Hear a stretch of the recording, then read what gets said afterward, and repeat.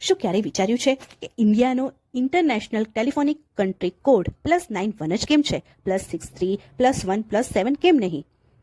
ચાલો 3D એનિમેશનની મદદથી સમજીએ. આ છે ઇન્ટરનેશનલ ટેલિકોમ્યુનિકેશન યુનિયન એટલે કે ITU. આ ડિપાર્ટમેન્ટે જ આખી દુનિયાના બધા દેશને એમના કન્ટ્રી કોડ આપ્યા છે. ITUએ બધા દેશને 9 ડિફરન્ટ ઝોનમાં વહેંચ્યા છે. ઇન્ડિયાનો નંબર 9 ઝોનમાં આવ્યો. આ તો કારણ થયું 9નું, અને આ એકનું કારણ છે આ 9 ઝોનમાં જેટલા પણ 4 અલગ અલગ દેશો છે એમને પણ અલગ અલગ કન્ટ્રી કોડ મળ્યા છે.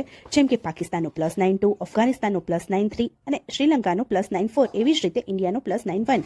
એ કારણ છે જો ઇન્ડિયાની બહારથી કોઈ ઇન્ડિયામાં ફોન લગાડશે તો એને +91 લગાડવો પડશે. જેમ કે +91 તો એ થયો કન્ટ્રી કોડ. 99, 830, 83, 303. આ 99 છે એ થયો એક્સેસ કોડ. 830 છે એ provider code, for example Jio, Airtel, અને 83, 303 છે એ થયો સબસ્ક્રાઈબર કોડ. તો છે ને 3D એનિમેશનની મદદથી સમજવું કેટલું સહેલું છે. તો રાહ શેની જોવો છો? સબસ્ક્રાઈબ કરો.